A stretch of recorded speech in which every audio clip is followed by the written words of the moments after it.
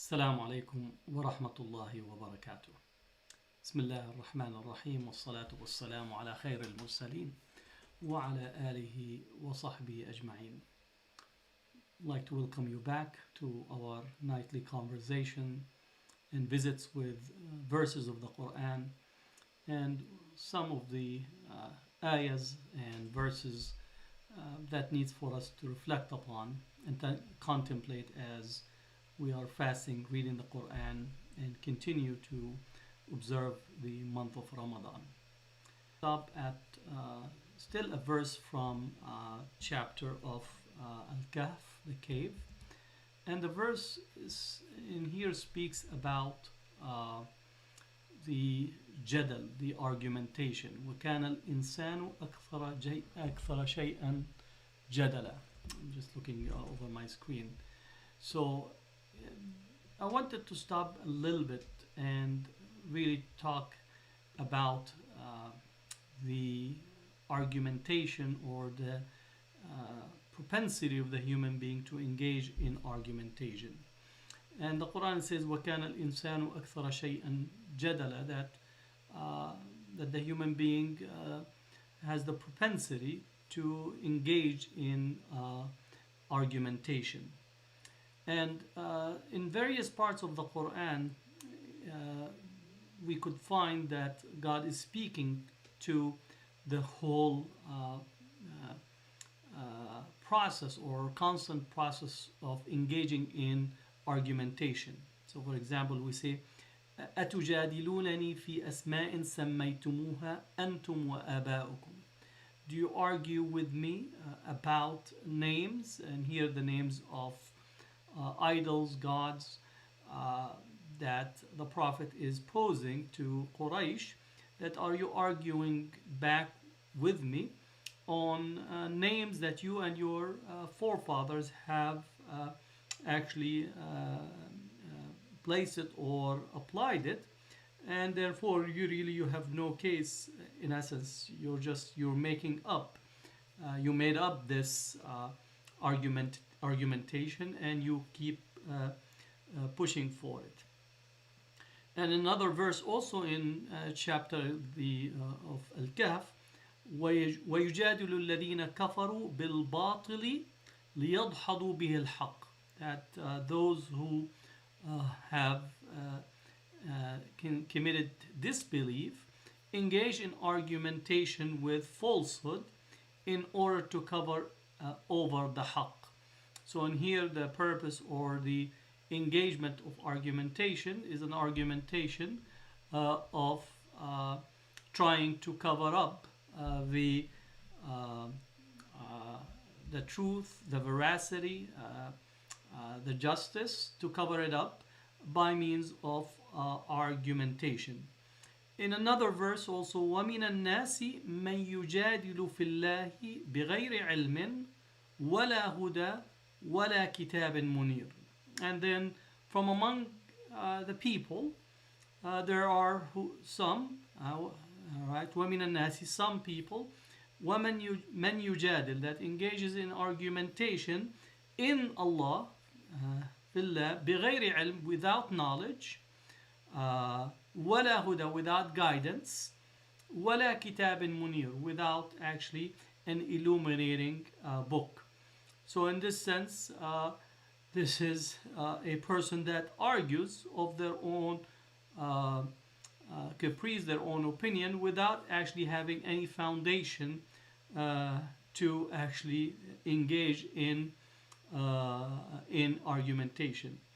But also that God in the Quran says to the Prophet, وَجَادِلْهُمْ بِالَّتِي هِيَ أَحْسَنُ, and argue with them, if there's an argument, with that which is better. Meaning to always put that which is better in argument, better in position, and better also in mannerism and conduct. So in another verse, which I will speak of this last verse a little bit, إن الذين يجادلون في آيات الله بغير سلطان آتاهم إن في صدورهم إلا كبر, right? So verily the ones that are arguing in the book of Allah or in the verses of Allah, they are arguing without a sultan, without a authority, or without a proof, without really something that is definite. And verily in their heart there is arrogance. So part of it is this arrogance that the human being has in relations to argumentation. Uh, when the Prophet ﷺ was asked about a verse that appeared, فَأَمَّا الَّذِينَ فِي قُلُوبِهِمْ زَيْغٌ, as far as those that in their hearts there is a deviation or a turning away from the straight path, the truth, the veracity, he says, verily hum ahlul jadal. Verily these are the people of argumentation, meaning they seek to argue and they seek to continue to push on a whole field of argumentation. In here, when we say that وَكَانَ الْإِنسَانُ أَكْثَرَ شَيْئًا جَدَلًا, that the human being has been most in argumentation or having the propensity of continual argumentation, it has to be distinguished from the field of munadara, or what we call debate. And debate has its place within Islamic both scholarly tradition as well as in the society. And the purpose of the debate is to ascertain the truth. And therefore each person would try to arrive at their position with the understanding that both are acting to try to ascertain the truth in the matter. Imam Shafi'i is reported that he never actually had a debate with another person, except that he wished and prayed that the truth will appear on his opponent's tongue, so he would compel himself to adhere to it, which means that he was in the path or in the way of trying to conquer his self, because part of the self seeks or aspires to feel the conquest of the other. And therefore what Imam Shafi'i was concerned about is that that in the munadara, in the debate, he is hoping, or he is, if his self is invested, then his self will wish or hope and wants to arrive at defeating the other, not for the truth but for the self to feel satisfied that it compelled the other or overtook the other. So in here there's a distinction between argument on the one hand, or argumentation in this sense, which in individuals that argue for the purpose of argument rather than engaging in a debate, a healthy, open debate, to arrive at the truth, no matter where the truth is at, be it with me or with my opponent, because both of us should arrive at compelling ourselves to follow that which is the truth, that which is the veracity, that which is correct.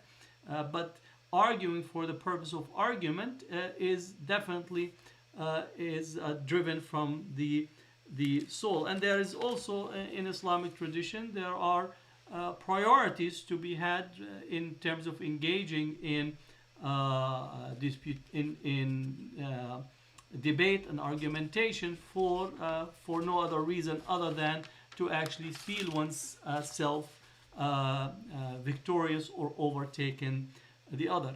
Now, in here one has to also point out that pointing to something wrong is not under the category of argument. So for example, Umar ibn Khattab was giving a sermon, and a woman stood up and actually reminded him of what is haqq. She was in the prayer among the group, and Umar said, أصابت امرأة وأخطأ رجل, meaning that the woman has spoken the veracity, or that she is correct, and the rajul, meaning Umar, is incorrect in here.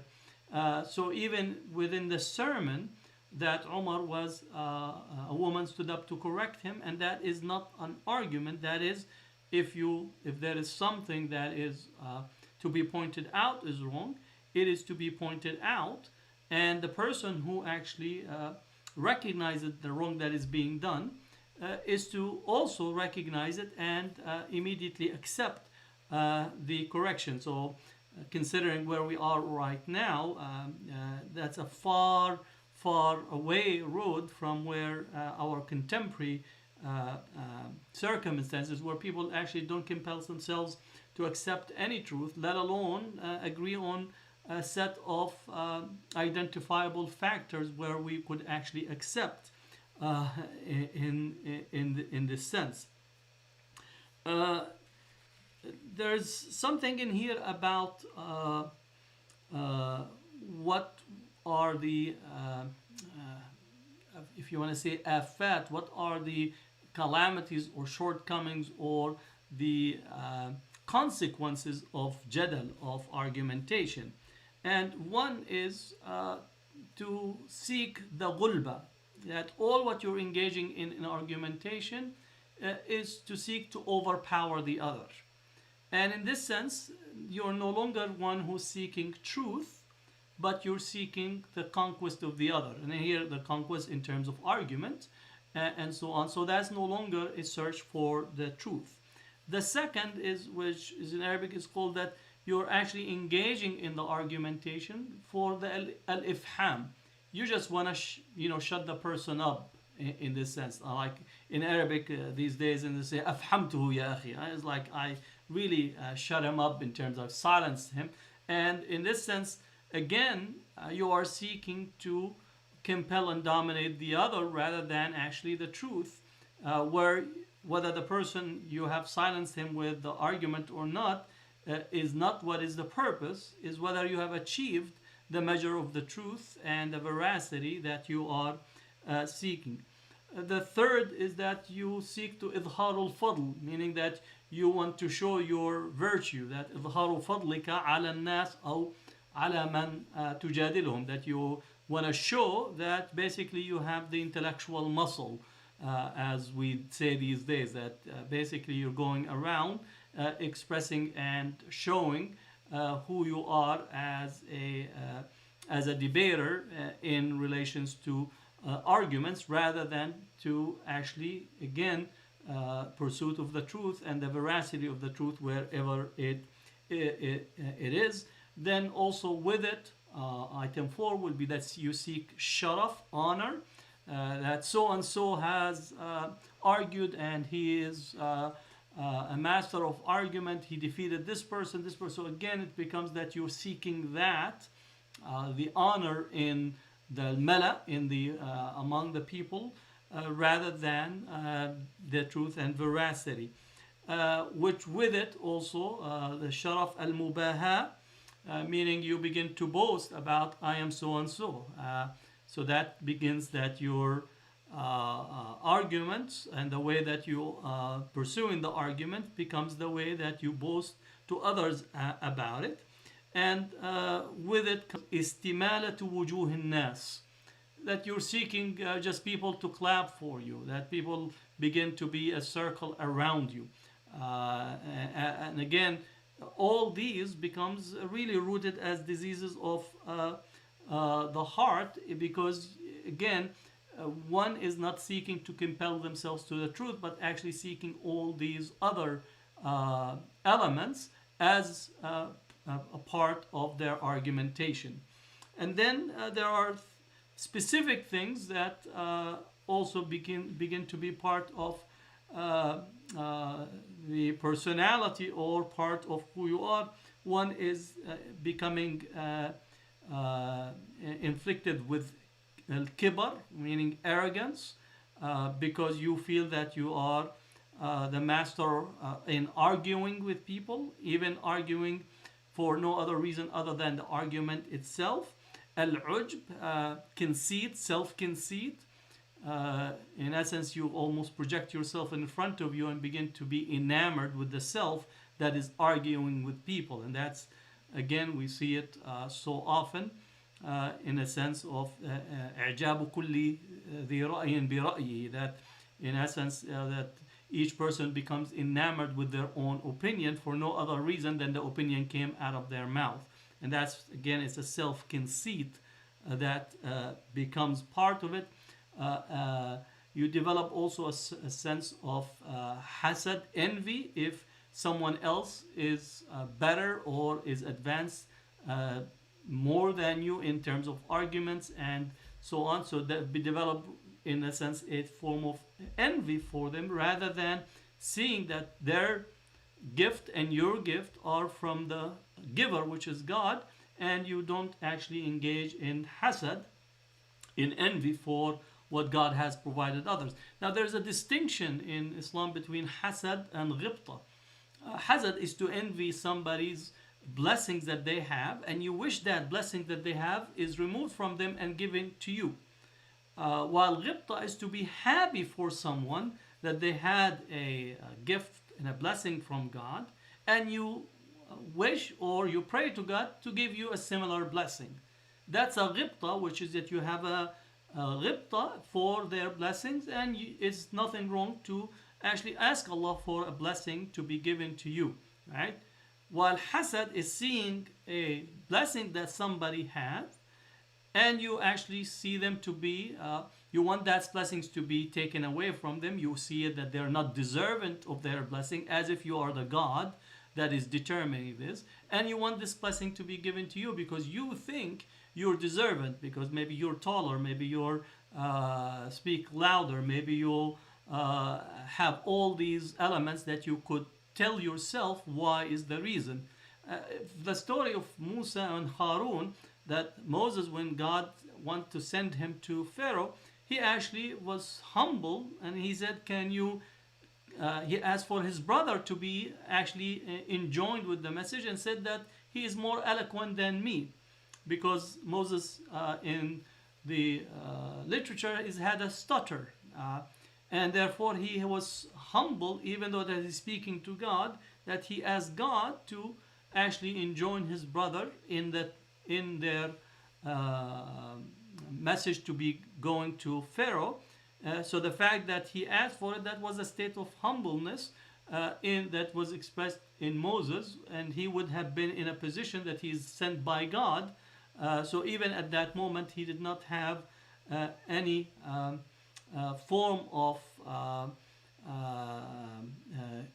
arrogance or any form of self concern. Rather, he was thinking about the delivery of God's message, which is the truth, and felt that his brother would be far more eloquent than him.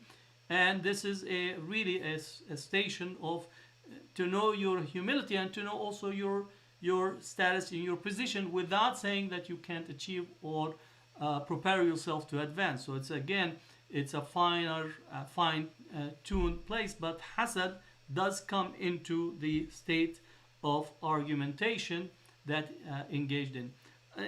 The other point that also in relations to what the afat or the defects that emerges out of pursuing argumentation is the propensity to tazkiyat al-nafs, that you begin to actually speak of yourself.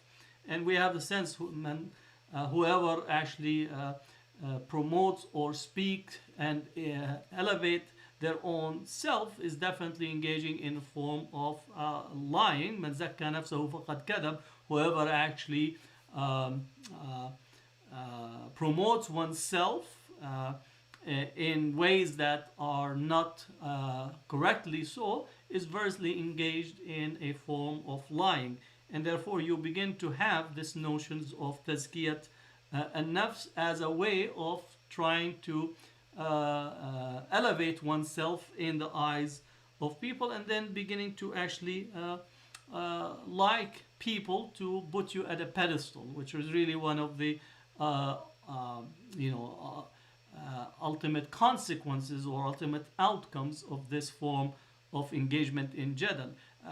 Putting oneself on a pedestal, you are actually trying to pursue to be a small god, right, with the small g, in the eyes of people, because again, if it's a sense of equality, there is equality again does not mean that there isn't levels of difference between people, knowledge and otherwise, but in essence, we wanting to be in this state, wanting people to look at you in a differentiated way, that you are seeking this jah, you are seeking this state of being in the eyes of the society, and hubb al-jah is an infliction that really, I would say, in the Arabic culture has had considerable impact. It's like everybody wants to have hubb al-jah, and I always what you call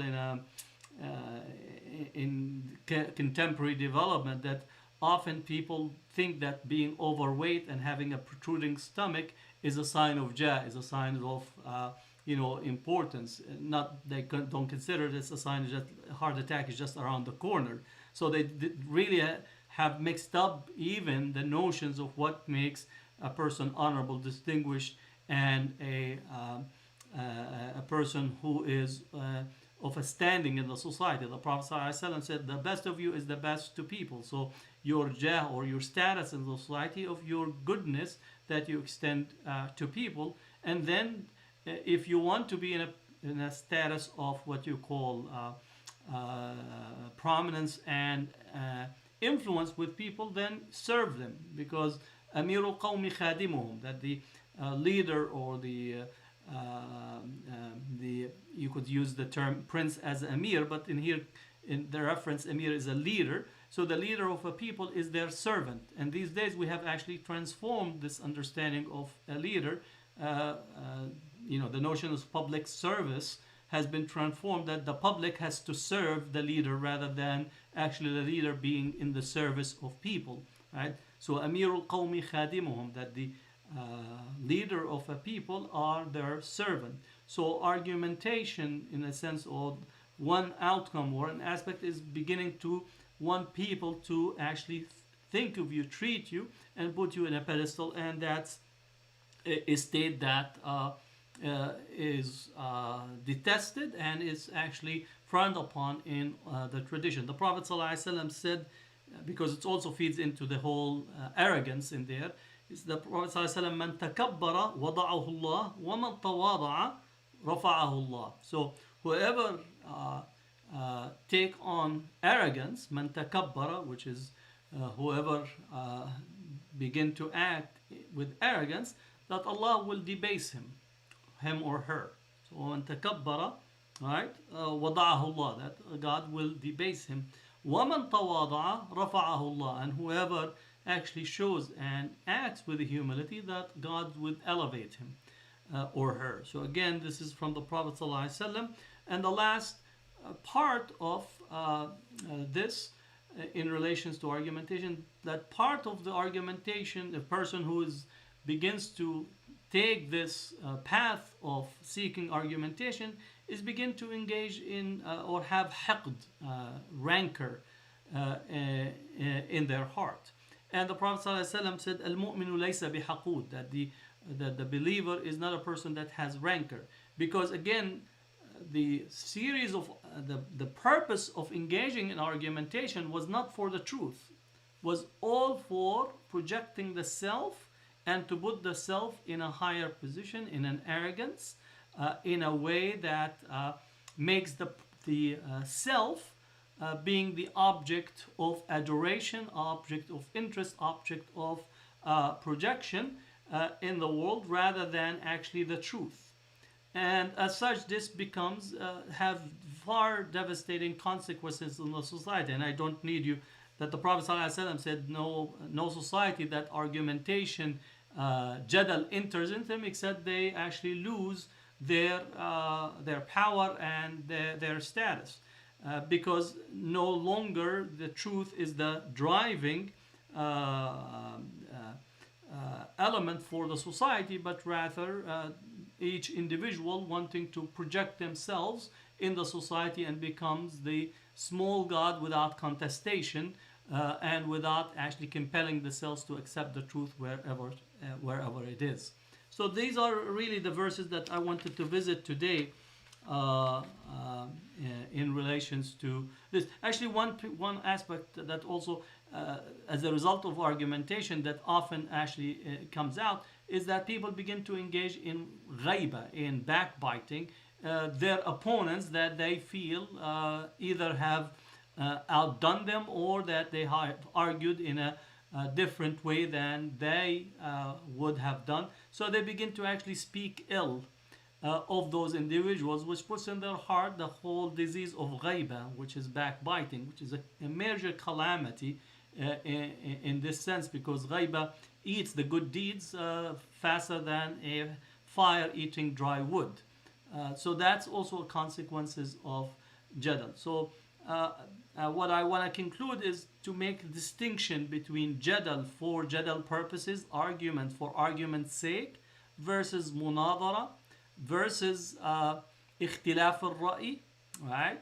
Meaning have a difference of opinion and discussing our difference of opinion. There's actually a whole literature, whole works in the Islamic tradition, adab al-ikhtilaf wal-munadara, that the manners or the courtesies of debate and difference of opinion, and also the mechanism and the process by which these are to be engaged in. So within the Islamic scholarly tradition, those were all, ways for people to engage. So contrary to popular opinion that says, well, the Muslims don't want to have a debates or discussions about issues and so on, there has to be a distinction between argumentations, between these days bigotry, between complete nonsense, between opinions for opinion's sake. Also, you could say in terms of people who just are engaged for, look at me, the selfie generation that takes a look and wants only to be seen. So somebody will tweet what they said or take a, whatever social media pieces that they put out for no other reason other than to actually put oneself forward. So we have to distinguish between that. Islamic scholarly tradition emphasizes the need for debate, the need for ikhtilaf, and coming into discussions to find out what's your point of view and how you seen what is taking place. Because the Prophet ﷺ, even if it's somebody says that it's an athar rather than a hadith, اختلاف الأئمة رحمة للأمة, that the difference of opinion among the scholars or the Imam of the Ummah are mercy to his Ummah. And in one broader definition, when we could ask what is Islamic law, it says it's a collection of difference of opinion among scholars, because on every matter there are multiple opinions, right? But they are within the broader field of what we call Islamic Sharia, which is a vast water basin, and that all the tributaries feed to it. So the difference of opinion is actually constitutive of the Islamic tradition, but it has to be based on adab al-bahth wal-munadara, adab al-ikhtilaf, that these are the manners by which we engage in these discussions and disputes, rather than what I consider to be the contemporary is that the louder voice, the more that you have what you call maybe media outlets and so on, the more that you feel that your opinion should dominate, even if your opinion is as far away from truth, veracity, and ascertaining the benefits of society as from here to Mars. And increasingly that's where we are at. Actually, the Prophet ﷺ said toward the end of time, and again, not to problematize the concept of the end of time, but it says the end of time, that the truthful will be considered a liar, and the liar considered to be truthful. And in that sense also it says that the end of time, that qalb al-haqa'iq, the transformation of reality, where falsehood are really embraced, and truth and veracity are shunned. And I think increasingly, considering where we are,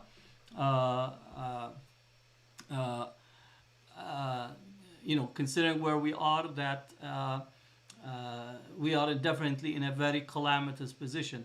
Edward, you're asking, but many Muslims shuyukh consider delving into Western books that are critical of Islam to be haram. Well, again, it depends what. I would separate between the Islamophobes books, which I don't consider them books. I think it's an insult to the paper because there's a lot of effort that went into making the paper as accessible and easy to write. And so I distinguish these between I would say Western scholars that have issues that they raise, and I think there are issues that are within the realm of acceptable points of debate, points of difference of opinion. I think people who have issues relative to aspects of Islamic law, that they have a right to raise those issues and discuss it. But at the core of it, is it being done with adab? Is it done for understanding? Is it done to try to see where people are coming from, rather than what I consider to be the propensity today is Islamophobic discourse, civilizational clash of civilization, muscle, all these that are using really a racist discourse to try to say we're engaged in scholarship. I would say the evidence to this, I would go back to the Dar al-Hikmah period in the Abbasid era. If Muslim of the scholarly tradition felt that any material that opposes their point of view should be shunned, we would have not had the translations of Plato, of Aristotle, would not have translated from the Sanskrit, would not have translation from the Indian, Chinese.